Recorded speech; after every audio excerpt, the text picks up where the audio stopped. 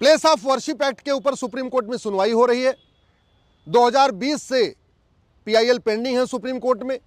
केंद्र सरकार को नोटिस हुआ है लेकिन अभी तक जवाब नहीं आया है।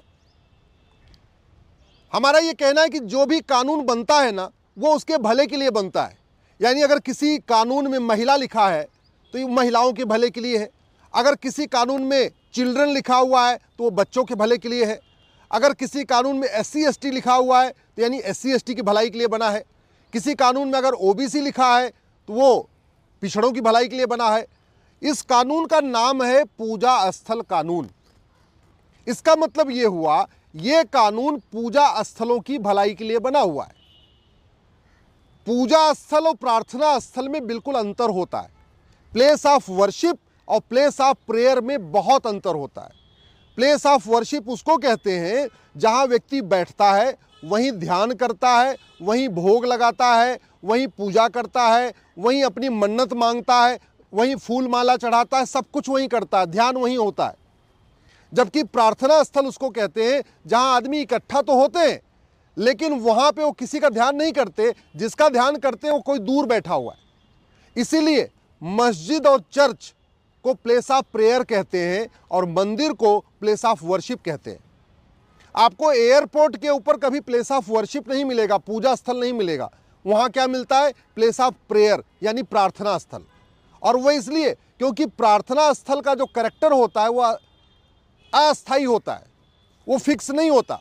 एयरपोर्ट पे जहां आज प्रार्थना स्थल है, कल को वहां हो सकता है कुछ ऑफिस खुल जाए, प्रार्थना स्थल शिफ्ट हो जाए। इसीलिए दुबई में, कुवैत में, बहरीन में जो मस्जिदें होती हैं, जब भी कोई आवश्यकता होती है, सड़क को चौड़ा करना है, एयरपोर्ट को चौड़ा करना है, या कोई और हॉस्पिटल खोलना है या यूनिवर्सिटी खोलना है, तो वो जो मस्जिद होती है उसको शिफ्ट कर देते हैं, क्योंकि वो प्लेस ऑफ प्रेयर है, एक इकट्ठा होने का स्थान है जहां सब लोग इकट्ठे होकर इबादत करते हैं। वहीं दूसरी तरफ मंदिर को प्लेस ऑफ वर्शिप कहते हैं। मंदिर में एक बार अगर प्राण प्रतिष्ठा हो गई तो जब तक वहां विसर्जन नहीं होगा उसका कैरेक्टर मंदिर ही रहेगा, उसका कैरेक्टर कभी बदलता नहीं। यह कानून यह कहता है कि जो 1947 में कैरेक्टर था वो बदला नहीं जाएगा। लेकिन सवाल यह है वो कैरेक्टर की जांच कैसे होगी? जैसे मेरे पीछे सुप्रीम कोर्ट का गुंबद आपको दिख रहा होगा, चीफ जस्टिस की कोर्ट है। अब ये गुंबद से तो लग रहा है ये सुप्रीम कोर्ट के चीफ जस्टिस ऑफ इंडिया की कोर्ट है, लेकिन सवाल ये है क्या आज भी ये कोर्ट है? यहाँ कोर्ट फंक्शन कर रही है कि नहीं कर रही है? इसके लिए तो जांच करना पड़ेगा, कोर्ट के अंदर जाना पड़ेगा, देखना पड़ेगा कि हाँ भाई यहाँ कोर्ट चलती भी कि नहीं चलती। जैसे संसद की बिल्डिंग पुरानी वाली है, उसका नाम संसद भवन है, आज भी उसका नाम संसद भवन है, लेकिन संसद वहाँ चल रही कि नहीं चल रही है ये तो जाके देखना पड़ेगा। अब नई संसद भवन बनी तो संसद आपकी शिफ्ट हो गई। आज की डेट में वो नाम का संसद है लेकिन एक्चुअल में संसद वहाँ चलती नहीं, संसद तो नई बिल्डिंग में बन गई।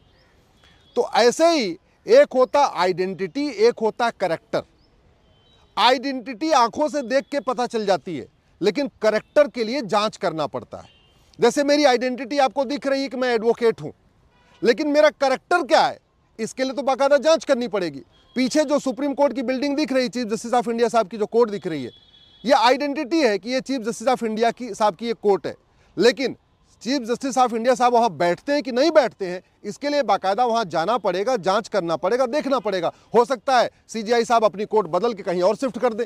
तो आइडेंटिटी तो ये सुप्रीम कोर्ट की है, लेकिन कैरेक्टर वहाँ जाके ही देखना पड़ेगा। ऐसे मंदिर या मस्जिद या चर्च, उसकी आइडेंटिटी जो दिखती है ज़रूरी नहीं वही उसका कैरेक्टर भी हो। उदाहरण के लिए मैं वकील तो हूँ लेकिन मैं हिंदू हूँ या मुस्लिम ये तो जांच से ही पता चलेगा। मैं पारसी हूँ या ईसाई ये तो हमारा कैरेक्टर क्या है ये जांच करने से ही पता चलेगा। तो पहली बात तो ये जो प्लेस ऑफ वर्शिप एक्ट है ये प्लेस ऑफ प्रेयर एक्ट नहीं है। दूसरा, ये place of worship act identity नहीं बल्कि कैरेक्टर की बात करता है, यानी कहता है कि जो कैरेक्टर देखा जाएगा, कैरेक्टर बदलना नहीं चाहिए। और मैंने पहले कहा एक बार अगर पूजा शुरू हो गई, वो मंदिर बन गया, तो फिर उसका कैरेक्टर तब तक नहीं बदलेगा जब तक वहाँ विसर्जन न हो जाए। मैं इसका दूसरा उदाहरण देता हूँ। गांव में पीपल के पेड़ के नीचे शंकर शिवलिंग स्थापित कर दिया जाता है, वहाँ पूजा करना शुरू करते हैं। कई बार आंधी आती है पेड़ उखड़ जाता है, कई बार आंधी आती है पेड़ की टहनियाँ टूट जाती हैं, लेकिन उस जो शंकर जी का मंदिर वहां पे शिवलिंग स्थापित हो गया, उसका धार्मिक चरित्र बदलता नहीं, उसका कैरेक्टर नहीं बदलता।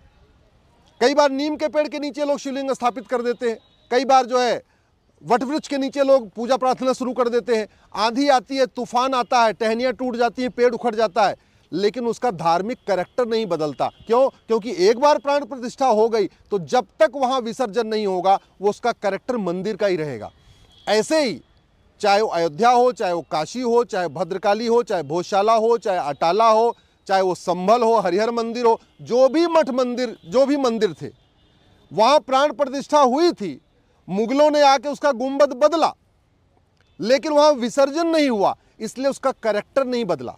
जैसे किसी मंदिर में नमाज पढ़ने से वो मस्जिद नहीं हो जाती, किसी मंदिर में प्रेयर करने से वो चर्च नहीं हो जाता, ऐसे किसी मंदिर में नमाज पढ़ने से वो कभी मस्जिद नहीं होती। और जैसे मैंने कहा, पेड़ की टहनियाँ टूट जाने के बाद मंदिर का कैरेक्टर नहीं बदलता, वैसे ही मंदिर का गुंबद बदलने के बाद भी मंदिर का कैरेक्टर नहीं बदलता। तो पहली बात तो ये, इस कानून का नाम प्लेस ऑफ वर्शिप एक्ट है, प्लेस ऑफ प्रेयर नहीं, यानी मंदिर के पक्ष में है। दूसरी बात, वर्शिप और प्रेयर में अंतर होता है, मैंने आपको बता दिया, पूजा और प्रार्थना में अंतर होता है। मस्जिद और चर्च प्रार्थना स्थल है, प्लेस ऑफ प्रेयर है, जबकि मंदिर पूजा स्थल होता है, वो प्लेस ऑफ वर्शिप होता है। तीसरा मैंने आपको बताया, आइडेंटिटी और करेक्टर में डिफरेंस होता है। आइडेंटिटी सामने से दिख जाती है, करेक्टर के लिए जांच करनी पड़ती है। ये जो प्लेस ऑफ वर्शिप एक्ट है, ये 2 पन्ने का कानून मेरे हाथ में है, ये कहीं पे भी ये नहीं कहता है कि आप करेक्टर की जांच नहीं करेंगे। ये कानून केवल इतना कहता है कि 1947 में जो करेक्टर था वो यथास्थिति रहेगी, लेकिन करेक्टर तो जांच करने से ही पता चलता है। तो इसलिए जहाँ जहाँ पे भी तोड़ा गया है, चाहे वो इतिहास में लिखा गया कि तोड़ा गया है, या किसी और जगह से पता चलता है कि तोड़ा गया है, तो उसकी तो जांच होगी, तभी तो पता चलेगा कि वो मंदिर है कि मस्जिद है। तो ये कानून कहीं उसमें बदलाव नहीं करता। इस कानून में केवल एक ही कमी ये है कि ये जो सेक्शन 3 में लिख दिया इन्होंने कि आप उसको कन्वर्ट नहीं कर सकते। हमारा ये कहना है, हम कन्वर्ट करना ही नहीं चाहते, हम तो रिस्टोर करना चाहते। तो कन्वर्ट करना और रिस्टोर करने में अंतर है। इस कानून में लिखा हुआ है कि आप जो रिलीजियस कैरेक्टर है उसको चेंज नहीं करेंगे। हम भी यही कह रहे हैं, हम रिलीजियस कैरेक्टर को चेंज नहीं करना चाहते, बल्कि रिलीजियस कैरेक्टर को रिस्टोर करना चाहते हैं। हम चाहते हैं जितने भी धार्मिक स्थान हैं, एक बार वहाँ पे सर्वे हो जाए। आजकल बड़ी लेटेस्ट टेक्नोलॉजी आ चुकी है, राडार टेक्नोलॉजी है, जीपीएस टेक्नोलॉजी है, कार्बन डेटिंग हो जाती है, सबसे पता चल जाता है कि इसकी नींव कितनी पुरानी है, इसकी दीवार कितनी पुरानी है, और इसका गुंबद कितना पुराना है। अगर ये पता चल जाए कि किसी मंदिर की नींव तो 500 साल पुरानी है और गुंबद उसका 300 साल पुराना है, तो स्पष्ट हो गया, इसका मतलब गुंबद तो बाद में बदला गया है, नींव और दीवारें वही हैं। तो ये आराम से कैरेक्टर पता चल सकता है। केवल वहाँ पे नमाज हो रही है इसलिए वो मस्जिद है, ये सिद्ध नहीं करता है। उसकी फाउंडेशन क्या थी, नींव किस लिए डाली गई थी, मंदिर बनाने के लिए, मस्जिद बनाने के लिए, ये सर्वे से ही पता चलेगा। इसलिए ये कानून भी कहीं पे भी कैरेक्टर को पता लगाने पे रोक नहीं लगाता। ये कानून कहीं पे भी ये नहीं कहता कि वास्तव में चरित्र क्या था, वो पता लगाना भी नहीं। ये सिंपल इतना कहता है कि जो चरित्र 1947 का था वो यथास्थिति बरकरार रहेगी। और ये कानून ये कहता है सेक्शन 3 कि आप उसको कन्वर्ट नहीं करेंगे। हम भी कह रहे हैं, हम तो कन्वर्ट करना नहीं चाहते। हम तो कह रहे हैं हरिहर मंदिर का आप कैरेक्टर आइडेंटिफाई कर लीजिए, पता कर लीजिए, और वो मंदिर है उसको रिस्टोर कर लीजिए। हम तो गुंबद भी नहीं बदलना चाहते, हम तो कह रहे हैं गुंबद ही पुराना चलता रहेगा, क्या फ़र्क पड़ता है। जब बहुत पुराना हो जाएगा तो फिर कोई बदलेगा। चाहे वो अटाला हो, चाहे भद्रकाली हो, चाहे भोजशाला हो, जितने भी मठ मंदिरों के विवाद चल रहे हैं, कहीं पे भी ये कानून कैरेक्टर के आइडेंटिफिकेशन को रोक नहीं लगाता।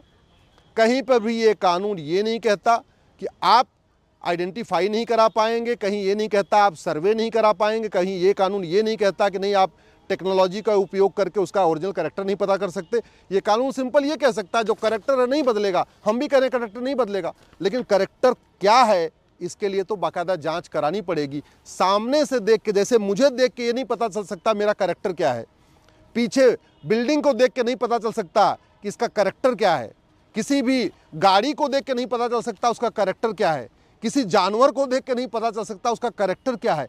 कैरेक्टर जो दिखता है उसको आइडेंटिटी कहते हैं, उसको पहचान कहते हैं। और कैरेक्टर जो होता है वो इनहेरेंट होता है, अंदर से होता है, उसकी तो जांच करनी पड़ती है। ये कानून कहीं पे भी ये नहीं कहता कि जो आप उसका कैरेक्टर है आप उसको नहीं बदल सकते। हम तो ये कह रहे हैं हम कैरेक्टर बदलना भी नहीं चाहते। हम तो कैरेक्टर की जांच हो जाए, नींव की जांच हो जाए, दीवालों की जांच हो जाए, फाउंडेशन की जांच हो जाए और जिसका जो कैरेक्टर है वो बदल दिया जाए। अगर कहीं पे भी मस्जिद के ऊपर मंदिर बना है ऐसा जांच में पाया जाता है तो ठीक है भैया, वो आप दे दिए, वो मस्जिद को मुस्लिम भाइयों को मिलनी चाहिए। अगर कहीं लगता है कि चर्च के ऊपर मंदिर बना है तो हमारे क्रिश्चियन भाइयों को मिलना चाहिए।